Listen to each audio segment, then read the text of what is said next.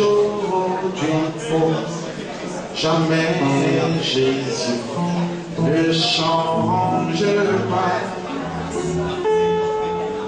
Tout ce fleurit ici-bas, Jésus ne change pas. Hier, aujourd'hui, pour jamais Jésus ne change pas. Tout ce fleurit ici-bas. Et nous rendons grâce au Seigneur pour tout ce qu'il a accompli pour nous, pour chacun d'entre nous. C'est vrai que nous avons des échos de certaines choses, mais vous savez, Dieu du haut des cieux, lui il voit toutes choses, hein? Il sait tout et il voit tout. Mais souvent, il ne se préoccupe pas de beaucoup de choses. Parce que si Dieu veut parler de toutes les choses, alors le monde ne serait pas le monde d'aujourd'hui. Mais vous devez savoir que rien n'est caché aux yeux de Dieu. Alléluia. Et le Seigneur, dans sa grâce, nous ramène toujours à lui. Et la meilleure manière de nous ramener à lui, c'est de nous ramener à sa parole. C'est pourquoi nous devons davantage faire de sorte que nos comportements soient davantage meilleurs. Amen. Et que nous soyons davantage exemplaires. Amen. C'est pourquoi même quand nous sortirons, on dit, il y a un langage qui dit que souvent les hommes n'ont pas trop de problèmes. Amen. Mais ce sont les femmes qui ont souvent beaucoup de problèmes. Amen. Mais je ne vais pas dire pour autant que les sœurs sont aussi mauvaises.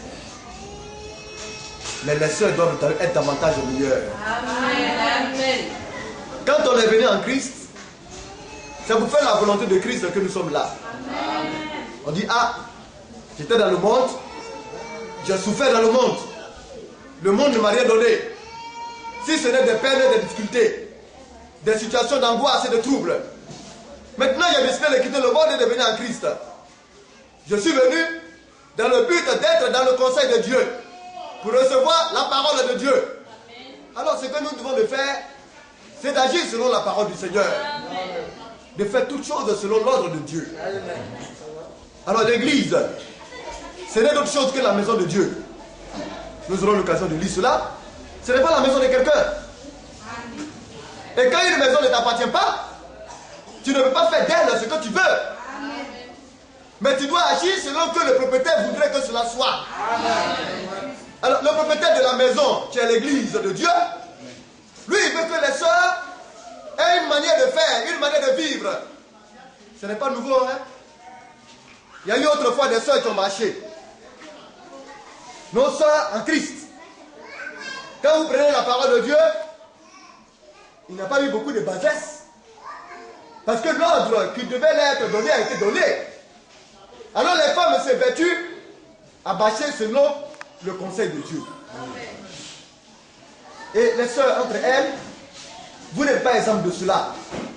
Vous devez faire que, de sorte que, entre vous, vous vous sentez bien.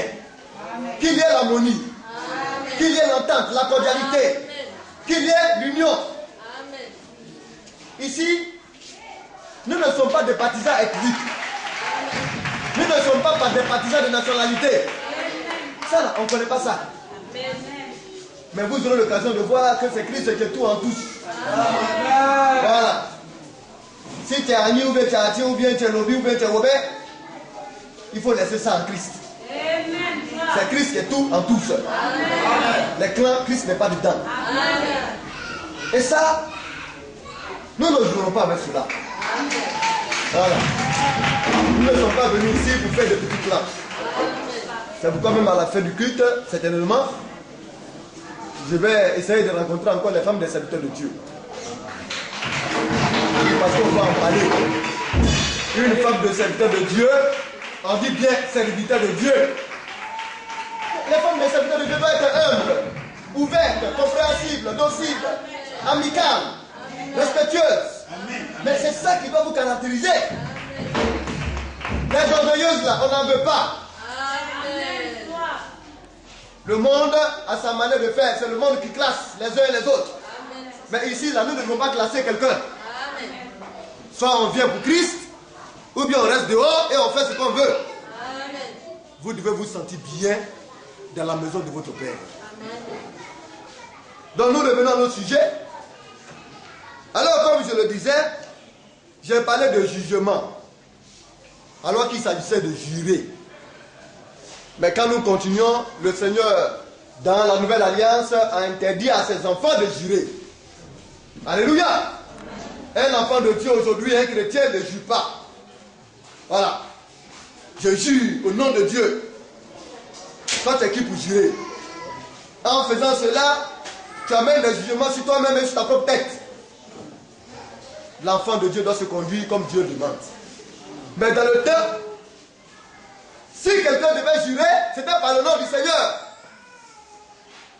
Même le jugement, c'est aussi par le nom du Seigneur que les jugements devaient aussi se faire. Alléluia. Quand même que ce passage-là ne siégeait pas à cela. Alors, nous devons connaître notre Dieu. Qui est ton Dieu? Alors, David, c'était un homme que le Seigneur a aimé.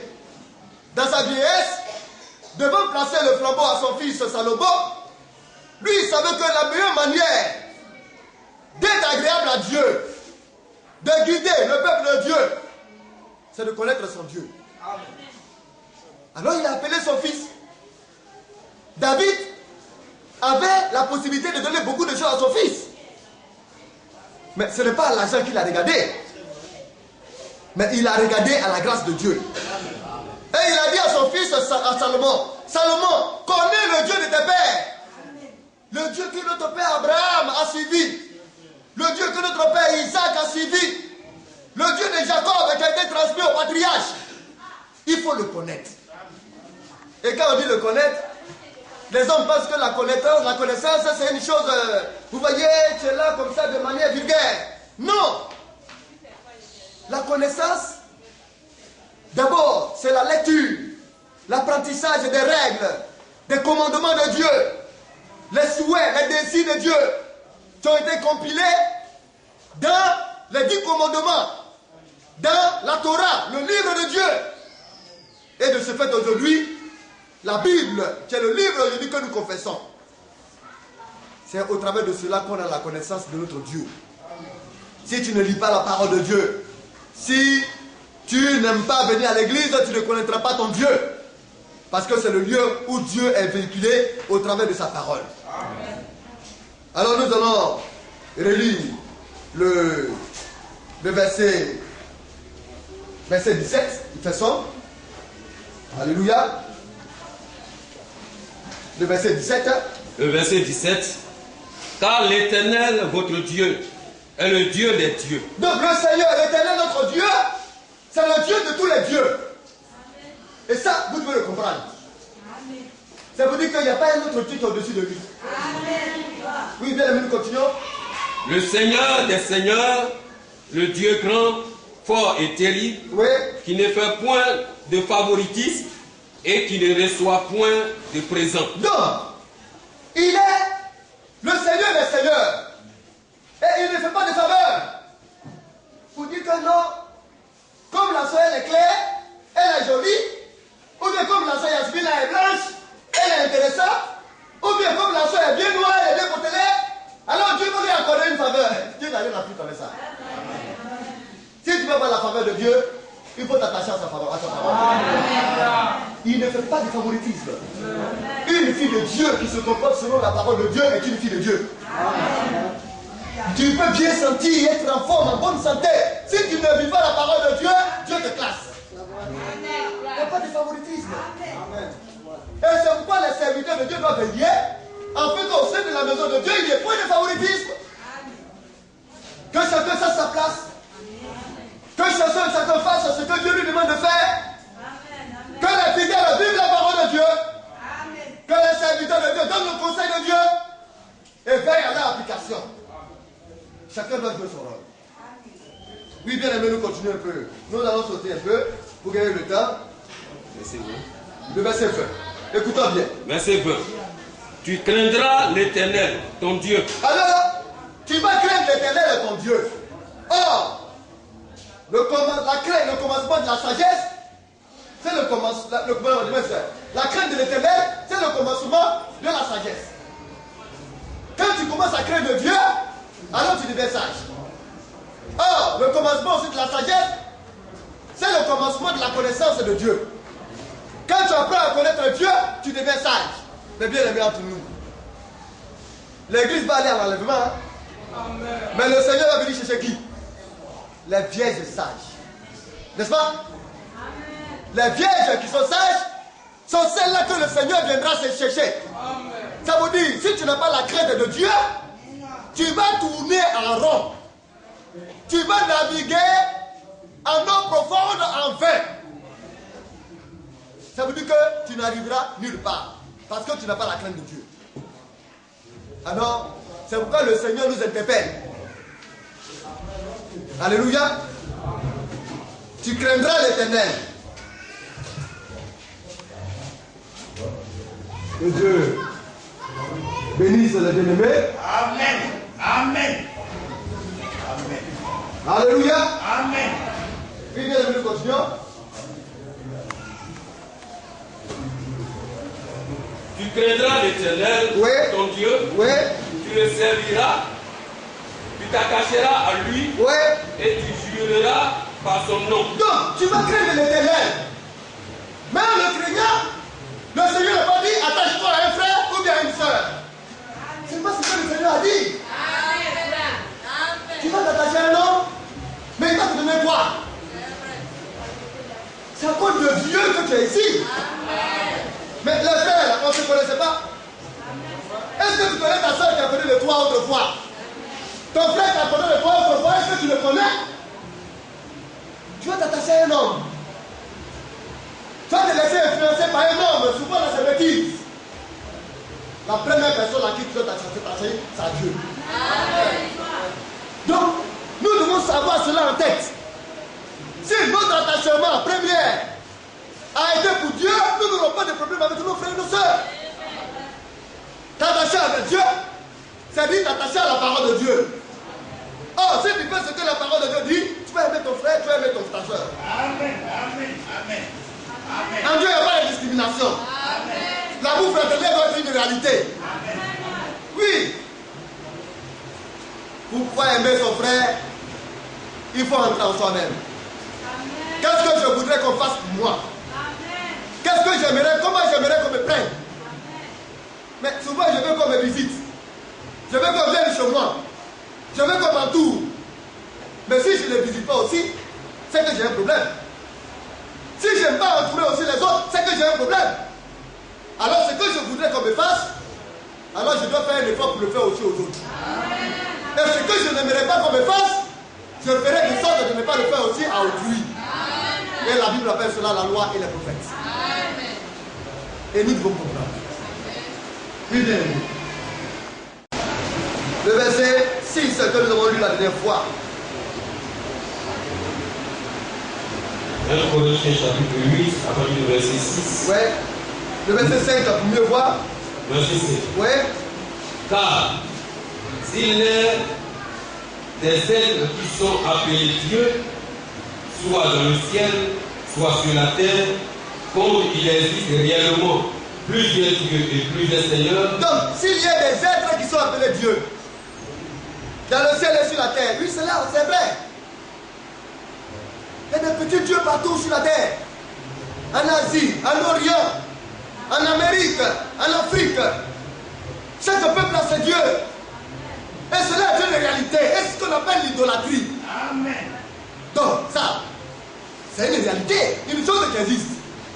Vous allez au Togo, au Bénin, vous allez en Haïti, vous allez entendre parler du vaudou et autres, et de son système. Ce sont des dieux qui existent. Et il existe aussi plusieurs seigneurs. Et c'est une réalité. Oui, frère. Néanmoins, Oui. pour vous ayant un seul Dieu, Alors pour nous, croyants, pour nous chrétiens, enfants de Dieu, il n'y a qu'un seul Dieu. Mais il faut le connaître. Oui, frère. qu'il est un seul Dieu, Oui. le Père, et qui vienne toutes choses Oui. et pour qui nous sommes. Donc, notre Dieu, nous le disons, il est notre Père. C'est de lui que viennent toutes choses. Tout ce qui existe vient de lui. Alléluia. Il est notre Père. Oui, frère. Et un seul Seigneur Oui, Jésus-Christ, oui. par qui sont toutes choses Oui. et par qui nous sommes. Donc, quand nous voyons, il a dit qu'il existe un seul Dieu, le Père, de qui viennent toutes choses et pour qui nous sommes. Et un seul Seigneur, Jésus-Christ, par qui sont toutes choses et par qui nous sommes. Les deux choses-là disent la même chose. On dit tout vient de lui. Et puis on dit Jésus-Christ, tout est par lui. C'est la même chose. Pour ceux-là qui comprennent bien le français, quand on dit tout vient par lui, c'est pour dire que rien n'existe sans lui. Alors, une manière, de manière un peu voilée, de dire que celui-là dont on parle en bas, c'est le même qui est au-dessus. Alléluia. C'est pourquoi nous allons voir cette histoire-là. Nous allons en parler, nous allons en parler autrefois. Sur le déteste, qui autrefois était le persécuteur de l'église avec le souverain sacrificateur, allait à Jérusalem, et dans les périphéries, et dans les villes alentours, allait attraper des chrétiens pour les amener à Jérusalem, afin soit de les tuer ou bien de les jeter en prison. Il était le persécuteur de l'église. Paul, qui autrefois était appelé Saul de Tarse. Et nous avons connu cette histoire. Mais en tant qu'un juif, il sait que l'Éternel est le Seigneur du ciel et de la terre. Le juif sait que son Dieu s'appelle le Seigneur l'Éternel. C'est pourquoi quand le Seigneur parle, il dit ainsi dit, le Seigneur l'Éternel. Alors pour les juifs, il n'y a pas de Seigneur, ça n'existe pas. Un juif ne peut pas appeler n'importe qui le Seigneur. Quand il dit le Seigneur, alors il sait que c'est Dieu Tout-Puissant. Donc il a la connaissance, en quelque sorte, de manière, vous voyez, comme on le dit, voilée d'une certaine manière, de son Dieu. Mais il n'avait pas la révélation de qui était ce Dieu-là dans son temps. Nous allons aller dans les Actes, le chapitre 9.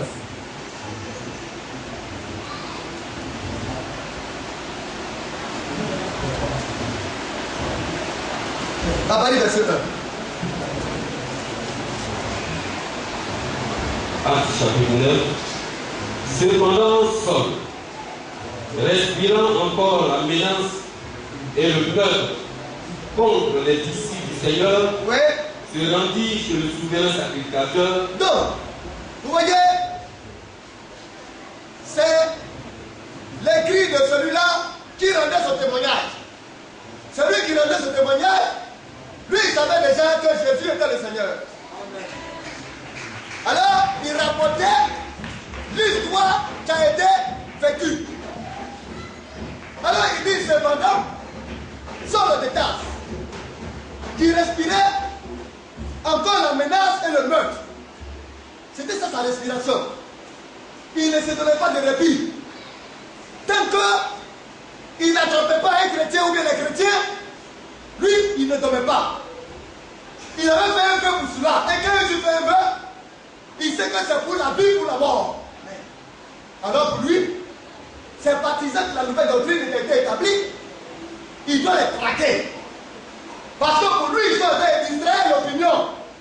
Ils sont en train de détourner les croyants juifs qui étaient attachés à la loi de Moïse à cette nouvelle doctrine. Et pour un juif, ça ne badine pas. Alors, lui, il se disait qu'il menait la bataille de Dieu.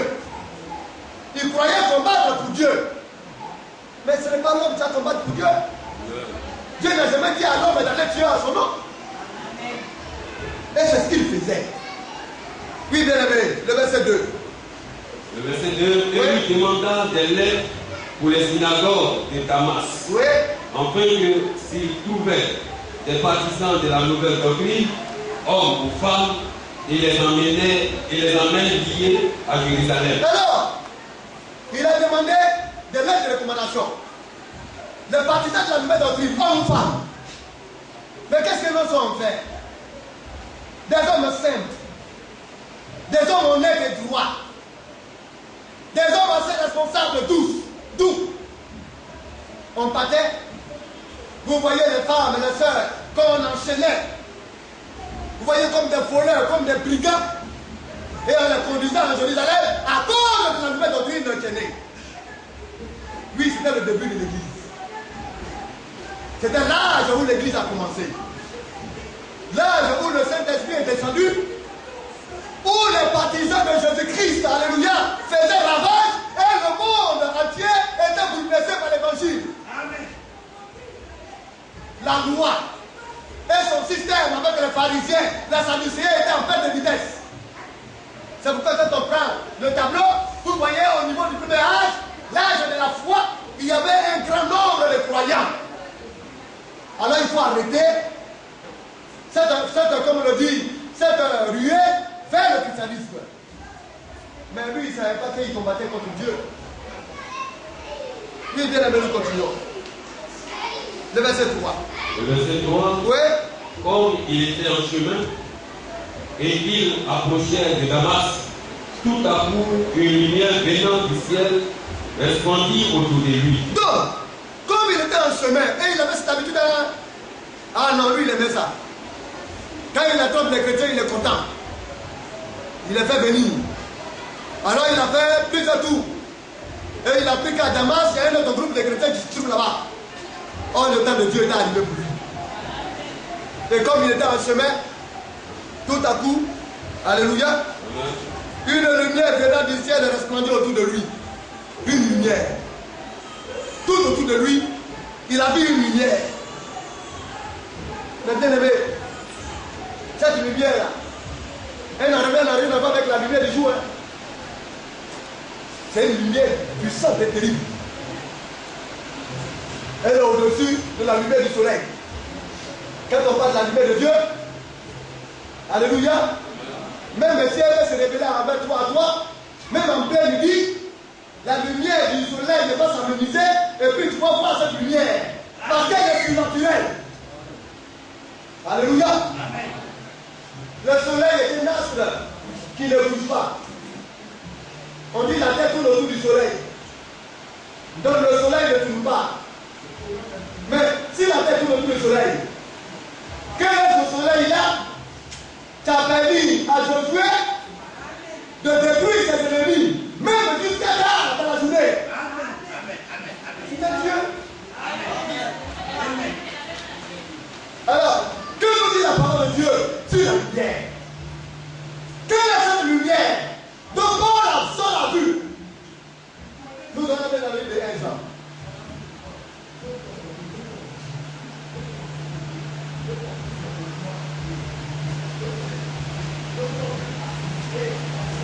Jean 1, à partir du verset 5.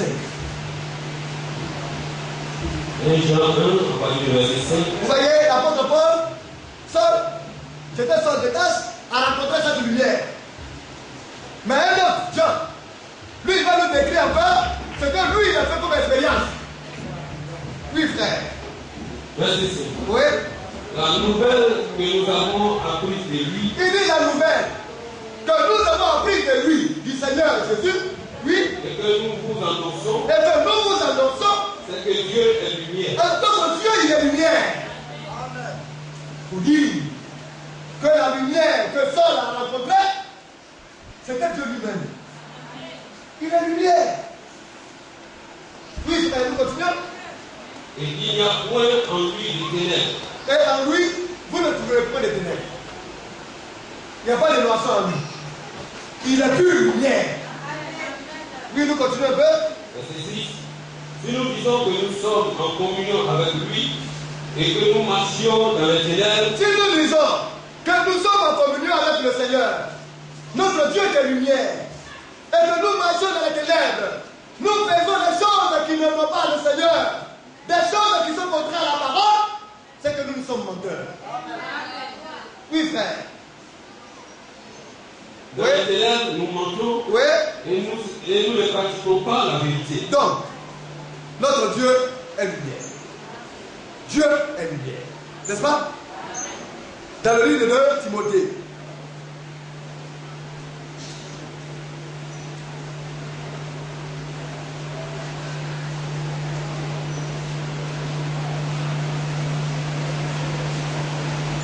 Timothée 6.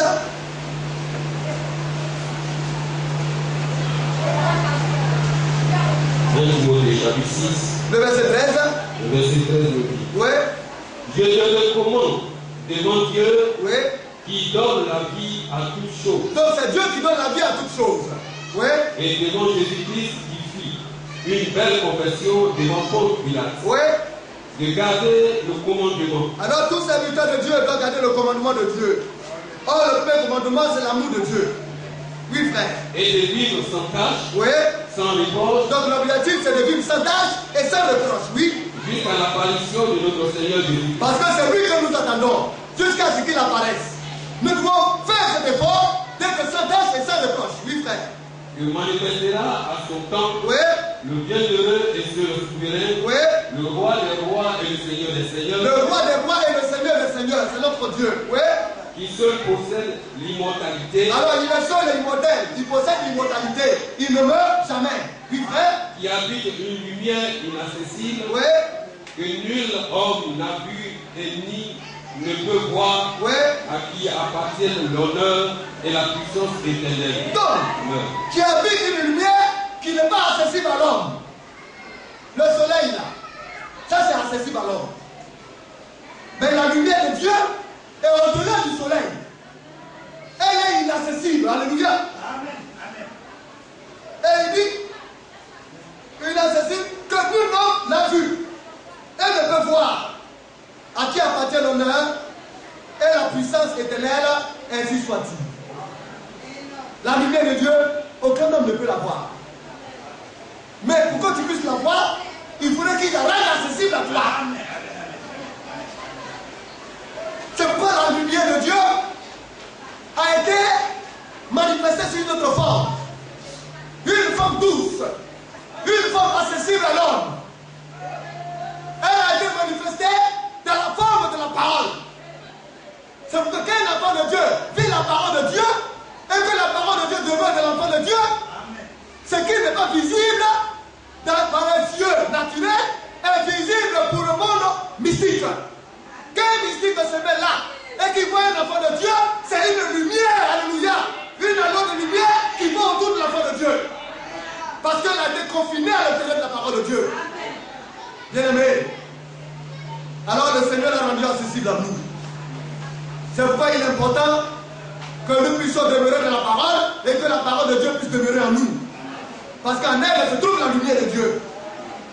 Et cette lumière s'est rendue visible à Paul, à Saul de Tarse. Oui, frère, nous continuons. Dans le livre de Romains, le chapitre 9. Du verset 5. Jean, acte 9, acte 9.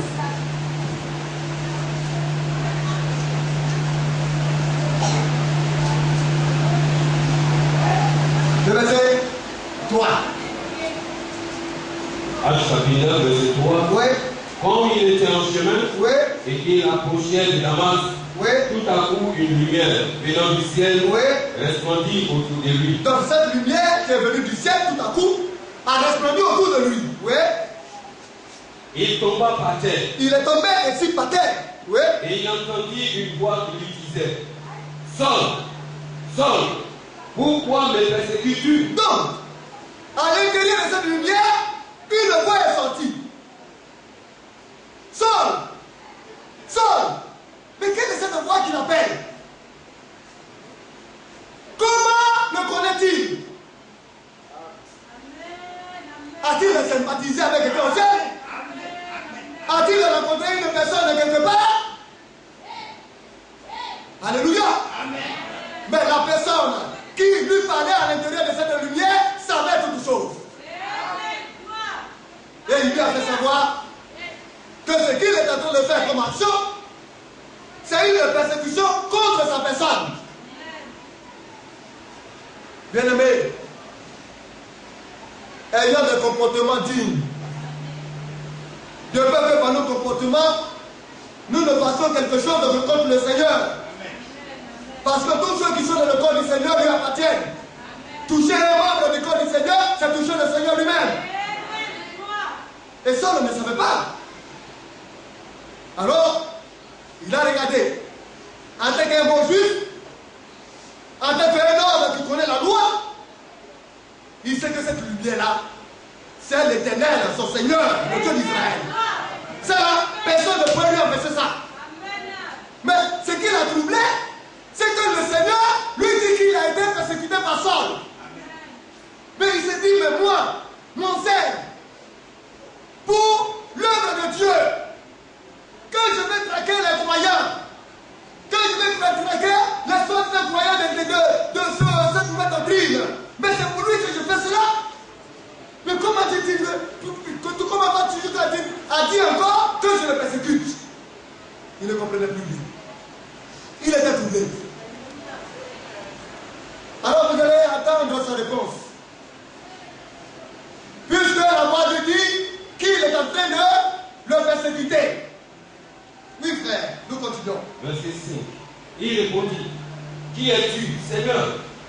Et le Seigneur dit, je suis Jésus que tu persécutes. Et je serai dû de réprimer contre les aiguillons. De réprimer contre les aiguillons. Alors, il a répondu, mais qui es-tu, Seigneur? Il savait que c'est le Seigneur. Cette lumière-là, en tant que bon juif, il sait que c'est la d'autres chose que Dieu lui-même. Alors, comme Dieu dit qu'il le persécute, il est troublé. Mais sa bonne foi, où elle est? Sa sincérité. C'est pourquoi on peut être sincère dans la fausseté. Les musulmans, là, ils sont sincères. Mais seulement ils ignorent que ce qu'ils sont prévus, c'est la fausseté. Oui. Alors, dans sa sincérité, dans son zèle, dans son dévouement, un zèle la mer, mais qui n'était pas sans Dieu, c'était sans Dieu. Alors, il a posé la question, mais Seigneur, tu dis que je te persécute, qui es-tu? Qui es-tu, Seigneur? Alors maintenant, le Seigneur va se révéler à lui. Aïe, aïe, aïe, quelle découverte. Quand tu n'as pas la révélation de ton Dieu, tu fais ce que tu veux. Mais quand tu as cette révélation, personne ne peut plus t'arracher quoi que ce soit. Amen. Tu sais où tu mets les pieds, tu sais ce que tu fais. Amen. Tu sais en qui tu as cru et où tu vas. Amen. Alors le Seigneur lui a dit, Jésus que tu persécutes. Alors je suis Jésus que tu persécutes. Mais bien aimé, Jésus lui est monté au ciel. Quand on lit le récit, Paul persécutait qui? Le verset 1. Tu reprends. Le verset 1 du chapitre 9. Oui. Cependant, Saul, respirant encore la menace et le meurtre contre les disciples du Seigneur, se rendit chez le souverain sacrificateur. Oui. Et lui demanda des lettres pour les synagogues de Damas. Oui. En fait, qu'il se trouvait des partisans de la nouvelle doctrine, hommes ou femmes, et il les amène liés à Jérusalem. Voilà ceux qui persécutaient. Mais Jésus a dit que c'est lui qu'on persécutait. Bien aimé, nous continuons rapidement et puis nous allons avancer. Verset 6. Tremblant et saisi de foi, il dit, Seigneur, que veux-tu que je fasse?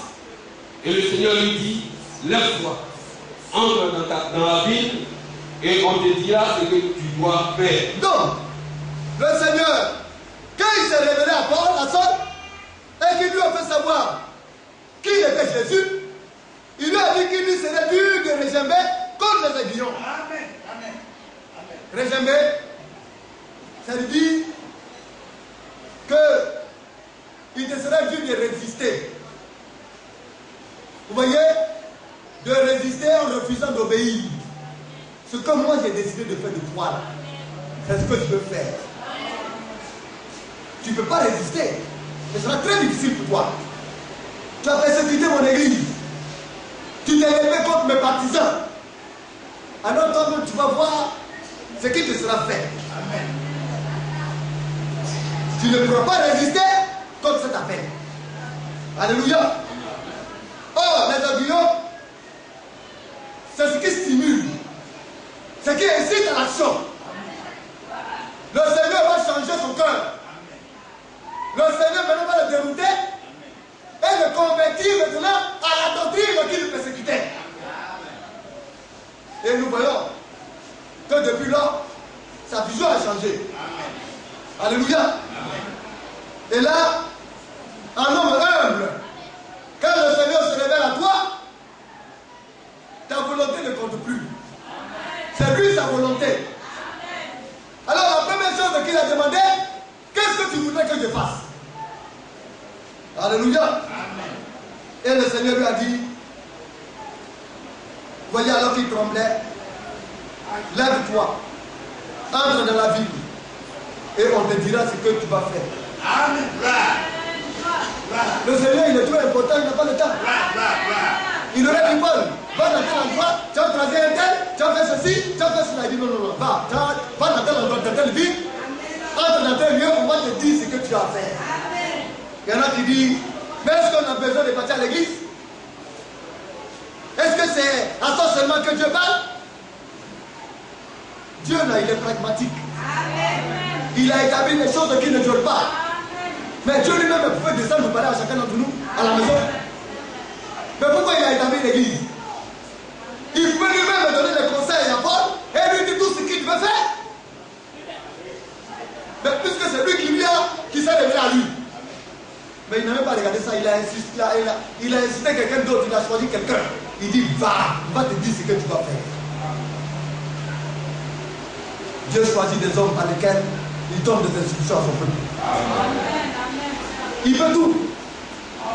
Mais il a sa manière de fonctionner. Et il va fonctionner de sorte que si toi, tu ne peux pas garder, que tu ne peux pas sage, le conseil de Dieu va passer par dessus toi. Oui, frère, nous continuons. Le verset 6, écoutez bien. Le verset 6. Oui. Tremblant et saisi de toi, Oui. il dit, Seigneur, que veux-tu que je fasse? Et le Seigneur lui dit, lève-toi. Oui. Entre dans la ville, Oui. et on te dira ce que tu dois faire. Oui. Les hommes qui l'accompagnaient demeuraient stupéfaits. Ils sont étonnés. C'était le chef. Il avait des gars de corps qui l'accompagnaient. Et ils étaient étonnés. Oui. Il entendait bien la voix, Oui. mais il ne voyait personne. Donc, quand tu viens de la maison de Dieu, tu ne viens pas avec un cordon qui te lie à des personnes.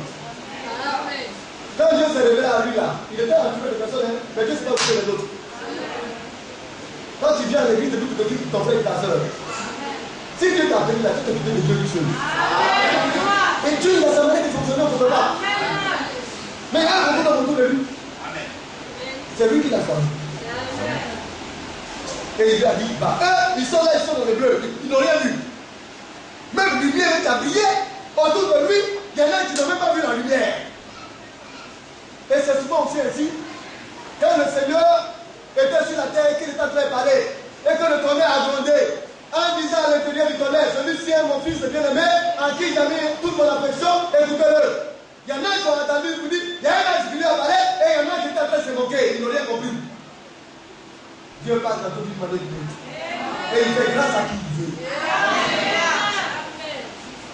Alors, les hommes ne saisissent pas. William Branham, quand il était dans le feu de Rio, alléluia, quand il était en train de baptiser la 17e personne, le tonnerre a grondé du ciel. À l'intérieur du tonnerre, la voix retentit. De la même manière que j'ai envoyé Jean-Baptiste pour ma venue, je t'envoie avec un message pour ma seconde venue. Vous savez, mon église pour mon retour. Beaucoup viennent, mais il y en a qui ont entendu. Si cela ne t'est pas donné, tu ne comprendras pas. Et quand nous venons ici, nous ignorons même que c'est une grâce qui nous a menés ici. C'est parce que parmi des milliers et des milliers, Dieu nous a choisis. Tu viens comme ça, tu penses que tu es n'importe qui. Ou bien tu es n'importe quelle sœur. Alors que tu es le choix de Dieu. Tu es le fruit de l'élection de Dieu. En Dieu, il n'y a pas le fruit des hasards. Nous sommes précieux et nous ignorons que nous sommes précieux. Parce que tous ceux qui étaient là, c'était lui seul qui avait entendu la voix de Dieu. Bien aimé. Oui, frère.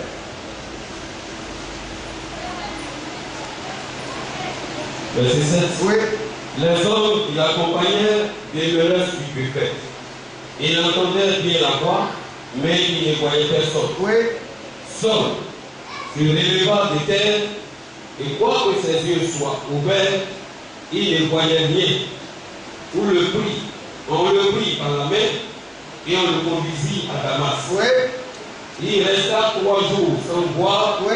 et il ne mangea ni ne but. Il avait un jeûne à sec, 3 jours sec. Mais un jeûne imposé par la volonté de Dieu. Oui, frère. Or, il y avait à Damas un disciple nommé Ananias. Un disciple du Seigneur, un serviteur de Dieu nommé Ananias. Oui. Le Seigneur lui dit dans une vision, Oui. Ananias. Oui. Il répondit, me voici Seigneur. Alors, Ananias savait qui était son Dieu. Ananias savait que le Seigneur Jésus-Christ est le Dieu Tout-Puissant. Alors, quand Ananias il appelait Ananias, il dit, me voici Seigneur. Alléluia. Alors cette instruction va lui être donnée pour Saul de Tarse. C'est comme ça que Dieu travaille. Sinon, ce serviteur ne servirait à rien. Dieu a établi les serviteurs en leur donnant des dispositions. Si toi tu penses que tu vas aller directement à Dieu pour obtenir réellement ta réponse, c'est une idée. Il y a certaines choses, quand il a donné son conseil, sa parole, à l'intérieur de sa parole, quand il dit, si vous voulez obtenir des choses, venez vers ceux-là à qui j'ai donné d'apporter ma parole. C'est comme ça qu'il marche. Oui, frère, nous continuons. Il resta 3 jours sans boire et il ne mangeait ni ne but. Or, il avait à Damas un disciple nommé Ananias. Le Seigneur lui dit dans une vision, Ananias. Il répondit, me voici Seigneur. Oui. Et le Seigneur lui dit, lève-toi, va dans la rue qu'on appelle la droite, Oui. et cherche dans la maison de Judas un nommé Saul de Tarse. Donc lui, il était là. Un gars, Ananias s'est mis là et dit, Seigneur, je vais jeûner, je vais prier pour que le Seigneur fasse de moi un véritable serviteur de Dieu. Il vivait la parole. Il se comportait bien. Il prêchait la parole. Et Dieu lui-même de sa souveraineté s'est révélé à lui. Il y en a qui veulent faire quelque chose pour le Seigneur. Le Seigneur, on ne force pas. Hein? Amen. Amen. Amen. Il agit en son temps. William Branham ne s'est pas levé un jour comme ça pour aller faire des miracles. Aujourd'hui, quand on voit un petit serviteur de Dieu, lui, il veut faire des miracles, des signes et des prodiges. Mais il faut prêcher la vérité d'abord. Il faut amener les hommes à adhérer à la parole. Toi-même, il faut demeurer d'abord dans la vérité. Lorsque tu es sécurisé, autant marqué, le Seigneur lui-même va ouvrir la porte pour ces choses-là. Parce que les miracles ne viendront que pour accompagner la parole. Ce n'est pas les miracles d'abord qui vont venir et puis la parole va accompagner les miracles. C'est ce qui donne la vie. Ce qui te rassure, t'assure que tu es bien parti et que tu vas atteindre le bon bout. C'est la parole. Et puis maintenant, plus tard, si Dieu veut que tu fasses des miracles, tu le feras. S'il ne veut pas aussi, ce n'est pas important parce que les miracles ne pourront amener quelqu'un au ciel. Alors, Dieu s'est révélé à nous. Oui, frère, nous continuons le verset. Verset 12. Oui. Car il prie. Oui. Et il a vu en vision un homme du nom d'Ananias Oui. qui entrait. Et il lui imposa les mains. Oui. Afin qu'il le couvre. Afin qu'il le couvre la vue. Oui. Ananias répondit. Donc, oui. Seigneur. Donc, Ananias est tombé en vision. Alléluia. C'est une vision que le Seigneur lui a montrée. Le Seigneur aussi pouvait venir lui parler audiblement. Regardez. Saul a attendu la mort audible de Dieu. Ananias, lui, il a reçu une vision. Amen. Il a dit tantôt d'une manière tantôt. Amen. Mais quand un serviteur de Dieu a attendu la mort de Dieu, oh, moi j'ai reçu la mort de Dieu. Non, mais pas le Seigneur m'a parlé. Mais, et puis quoi? Mais si tu t'as parlé, c'est pour un but. Mais ça ne veut pas dire que tu es supérieur ou que tu es hyper important. Mais lui, il a attendu la mort de Dieu. L'autre, il a reçu une vision. Et dans cette vision, la voix de Dieu qu'il a entendue ne sera rien. Parce que c'est à l'intérieur de cette vision que Dieu va faire quelque chose de puissant. Oui, frère. Verset 13. Seigneur, j'ai appris de plusieurs personnes tous les mots que cet homme a fait à tes saints dans Jérusalem. Et il a ainsi des pouvoirs de la part des principaux sacrificateurs pour lier tous ceux qui invoquent ton nom. Donc, Ananias, en tant qu'un bon serviteur, mais aussi c'est un homme, il a peur. Oui, c'est cela. Un serviteur de Dieu, c'est un homme. On pense que parce que dans les serviteurs de Dieu, on est tout puissant. C'est faux. Nous sommes des canaux. Nous avons nos peurs, nos efforts. Mais par la grâce de Dieu, nous arrivons à marcher et à avancer. Alors, il a rappelé au Seigneur, est-ce que le Seigneur ne sait pas? Il sait. Mais il y va. Alléluia. Alors, il a rappelé au Seigneur ce qui se passe. Vous voyez, ça paraît enfanté. Il ne veut même pas parler de ça. Parce que le Seigneur, lui, sait que le Seigneur sait toutes choses. Mais c'est le Seigneur lui-même qui a dit à son tâche, pourquoi tu me persécutes? Alors, Ananias lui dit, mais Seigneur, cet homme-là, il a fait beaucoup de mal aux partisans, aux chrétiens. Et puis, tu veux que moi j'arrive à lui? Vous voyez? Le Seigneur l'a envoyé, mais il y a quelque chose qui s'est passé. Mais le Seigneur va nous rassurer. Le Seigneur, c'est celui-là qui nous rassure. On est troublé pour les rien. On s'inquiète pour les rien. Rien ne peut nous arriver si le Seigneur ne le permet pas. Et puis le temps, il permet que quelque chose arrive, il nous fait sortir de cela. Donc on se trouble pourquoi? Oui, frère. Mais le Seigneur lui dit, va. Car cet homme était l'instrument que j'ai choisi pour porter mon nom devant les nations, devant les rois et devant les fils d'Israël. Oui, il est un bon témoin. Il m'a persécuté, il m'a bien persécuté. Amen. Et les souverains sacrificateurs le connaissent, c'est le fiole. C'est le bon petit. Mais il est un instrument pour moi. Je vais l'utiliser. Va. Amen. Délivre-le. Amen. Alléluia. Amen. La doctrine de Dieu. Amen. Il n'y en a pas deux. Aujourd'hui, un homme se lève, il fait une église et puis crée une autre doctrine. Et on regarde les églises et on voit des doctrines de divergence. Un chrétien qui est différent d'un autre chrétien, parce qu'on a lui sa manière de faire. Un chrétien, il porte les culottes, les grosses culottes. Il montre ses poils. Il aime montrer sa poitrine. Avec ses poils qui sont devant sa poitrine. Vous voyez, il fait le punch. Quand vous le voyez, vous vous posez la question, mais c'est quel genre de chrétien c'est? Et comme on le voit, il aime se mettre souvent en débardé et puis il se promène. Il pèse son oreille et puis même une oreille. Et puis le dimanche, il est à l'église, il dit Jésus, Jésus. Il y a toutes sortes de types de chrétiens. Mais à chaque type de chrétien est attribué une forme de doctrine. Mais la doctrine originale bâtit le type de chrétien authentique dont Dieu a établi au commencement. Donc il y a l'église du Seigneur avec sa doctrine authentique, et puis il y a les soi-disant églises. Et toute église qui a commencé par le Seigneur doit fonctionner de la même manière. Alors, Saul de Tarse doit pouvoir prendre le baptême authentique que tous les autres apôtres ont reçu de par la volonté du Seigneur. Tout est ainsi fait. Oui, bien aimé, nous continuons. Verset 16. Oui. Et je lui montrerai tout ce qu'il doit souffrir pour mon nom. Oui.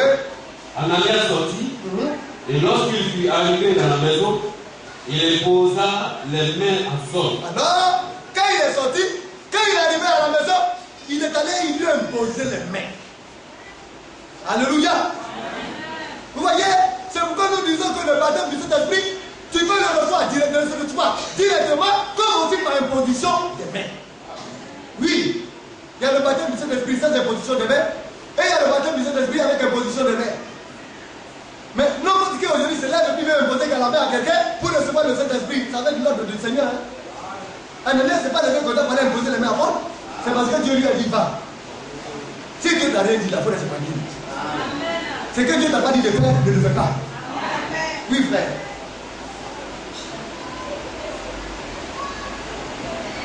Ananias sortit et lorsqu'il fut arrivé dans la maison, il imposa les mains à Saul en disant, Saul, mon frère, le Seigneur Jésus, qui t'est apparu sur le chemin Oui.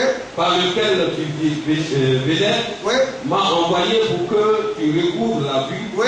et que tu sois rempli du Saint-Esprit. Donc, pour que tu recouvres la vue et que tu sois rempli du Saint-Esprit. L'imposition de sa main l'a guéri de son aveuglement et il a été rempli du Saint-Esprit. Alléluia. Il a été baptisé. Oui, frère. Verset 18. Oui. Au même instant, il tomba de ses yeux comme des écailles. Oui. Et il recouvra la vue. Oui. Il se leva Oui. et fut baptisé. Et il s'est levé et il est allé maintenant prendre le baptême d'eau. Oui. Ce sont des instructions du Seigneur. On ne peut pas passer outre cela. C'est la doctrine. Le serviteur de Dieu Ananias l'a guidé. Il lui a montré la voie. Comme le Seigneur avait dit cela à Saul de Tarse. On t'indiquera ce que tu dois faire. Et voilà ce qu'il devait faire. Il devait être baptisé dans le nom du Seigneur. Oui, frère. Après qu'il eut pris de la nourriture, Oui. les forces lui levaient. Saul resta quelques jours avec les disciples Oui. qui étaient à Damas. Et aussitôt il prêcha dans les synagogues Oui. que Jésus est le Fils de Dieu. Donc, l'imposition de main était aussi le symbole de consécration de Paul. C'est Dieu qui a dit à Ananias, c'est mon instrument. Les hommes aujourd'hui se lèvent. Dieu n'a rien dit. Et puis il rentre dans le champ de mission. L'église n'est pas un désordre. Chaque chose est établie par Dieu de la meilleure manière qu'il soit. Et quand on regarde, l'église de Jérusalem n'a jamais été divisée. L'église de l'Assemblée n'a jamais été divisée. L'église appartient au Seigneur. Mais quand les serviteurs de Dieu maintenant viennent, c'est disant qu'ils ont été appelés de Dieu. Et puis ils forment des clans, ils forment des barrières.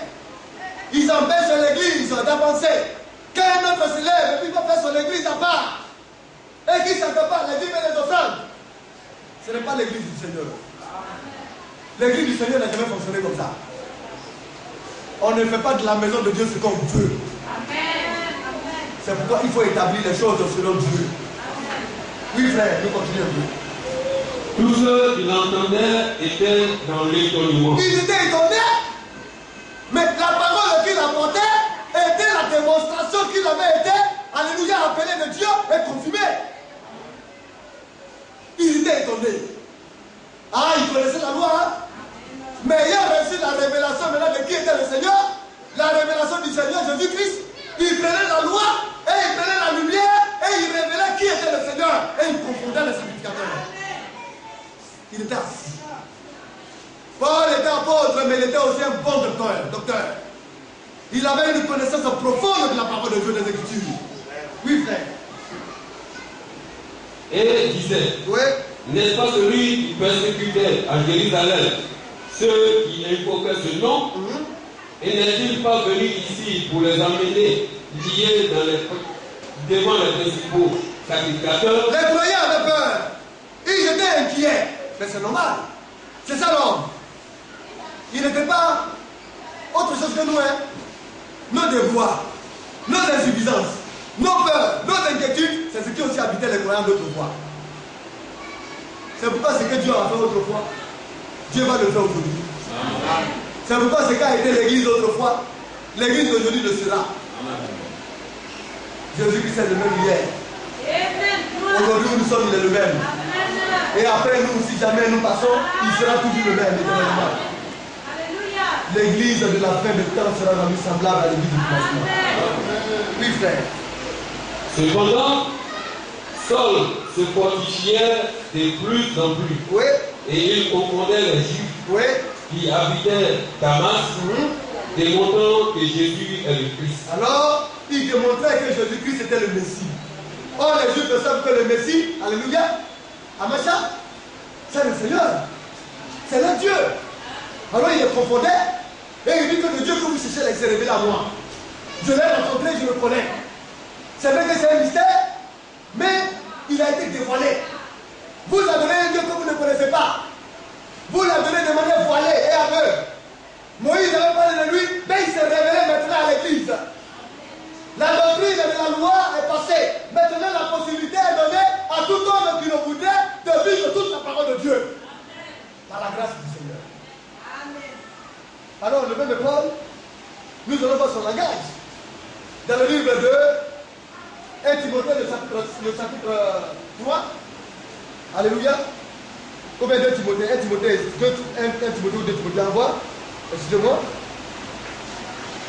1 Timothée, chapitre 3.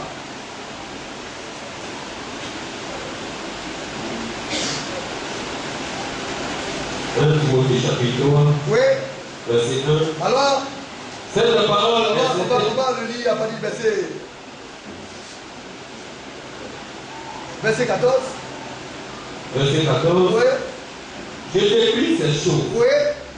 avec l'espérance d'aller bientôt vers toi. Donc, il parlait à Timothée, il écrivait à Timothée qui conduisait l'église de Corinthe. Oui, frère. Mais si je tarde, si jamais je tardais, tu sauras comment il faut se conduire dans la maison de Dieu, donc, oui, qui est l'église du Dieu vivant, oui. la colonne et l'appui de la vérité. Donc, l'apôtre Paul, tu as rencontré le Seigneur, à qui le Seigneur s'est révélé. Il fait savoir à Timothée que s'il tardait, parce qu'il était apôtre, son rôle c'était d'établir la doctrine, la base sur laquelle l'église devait être édifiée, pour ne pas que l'église ait une doctrine différente de celle donnée aux apôtres de Jésus-Christ. Alors il parlait à Timothée que s'il tardait, que Timothée sache se comporter. Vous voyez, aujourd'hui, quand on regarde les hommes, pas d'indépendance de l'église. Oui, financièrement, l'église peut être indépendante. Mais l'église du Seigneur n'est pas indépendante que dans ce qui concerne la doctrine. C'est pour dire que si demain on a de l'assemblée seule, le pasteur ne peut pas l'allier et puis faire ce qu'il veut. C'est pas possible. Parce que les serviteurs de Dieu doivent veiller à ce que la doctrine soit véhiculée. Et le pasteur ou bien le pasteur qui est hier doit savoir que l'église, ce n'est pas sa portée, mais c'est la maison de Dieu. Alors il dit à Timothée, mais si je t'aide, sache, tu sauras comment il faut se conduire dans la maison de Dieu. L'église, c'est la maison de Dieu. C'est sa maison. C'est lui qui doit faire ce qu'il veut. C'est lui qui doit penser comme il veut.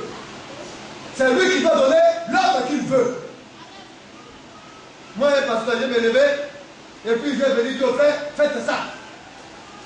Pour quelle raison? Au nom de quoi? Un serviteur de Dieu va venir et puis va venir dire, non, moi je pense que, ou bien je voudrais que. Pour quelle raison? C'est sa maison? C'est la maison de Dieu.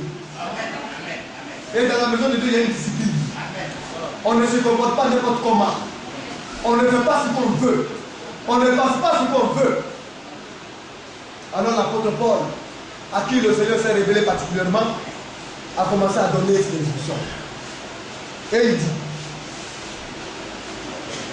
dans la maison de Dieu qui est l'église, l'église est du Dieu vivant. Alors la maison de Dieu, c'est l'église du Dieu vivant. La colonne est l'appui de la vérité. Oui, frère, on y continue. Alors il va le révéler, il va le dire, sans contredire. Oui. Verset 16. Oui.